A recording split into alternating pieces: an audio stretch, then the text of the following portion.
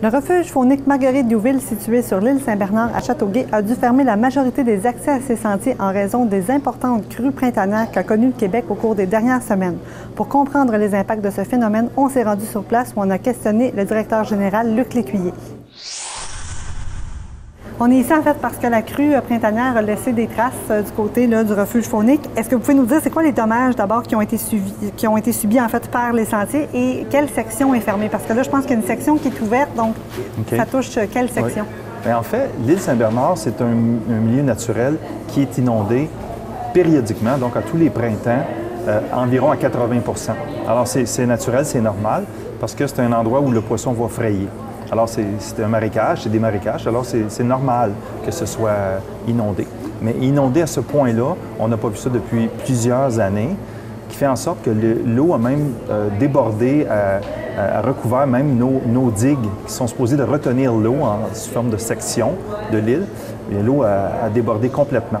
Alors, les dommages qui sont faits, c'est que partout où on avait des passerelles, mais les passerelles sont en bois, bien là, ils ont tendance à sortir de leur socle puis de flotter un peu partout dans l'île. On a dû tout attacher les passerelles de partout et pour pas qu'ils s'en aillent là, avec le courant.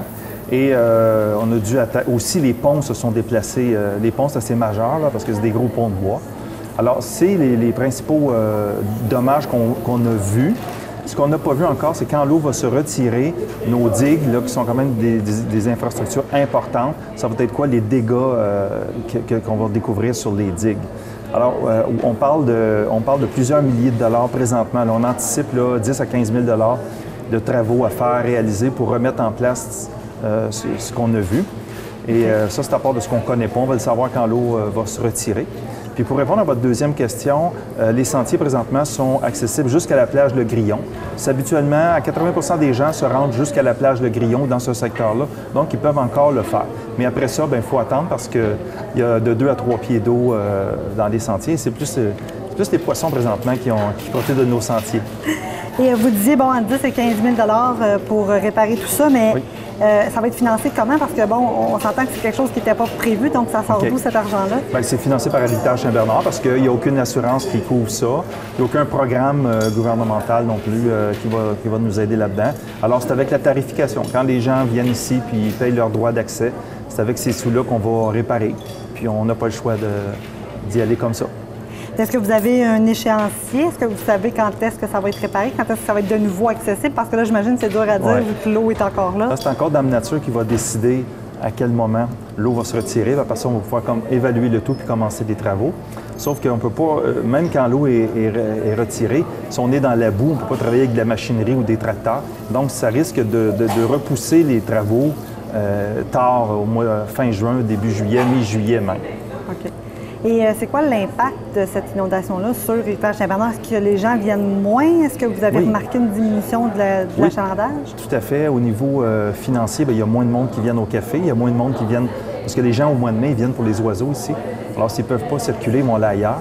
Alors, oui, ça a un impact financier pour toutes les activités d'Héritage Saint-Bernard, mais aussi pour les activités du bistrot La Traite aussi, qui est géré par Compagnium à côté. Il y a moins de clients qui vont là. Donc oui, ça a un impact financier pour beaucoup de gens alentour. Même pour les commerçants, hein, parce que les gens viennent de partout voir des oiseaux.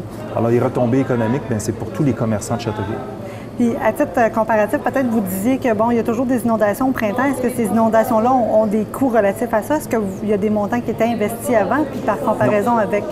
Non, il n'y a jamais eu de montant d'investi en prévision des inondations, parce qu'à chaque année, on sait à quoi s'attendre.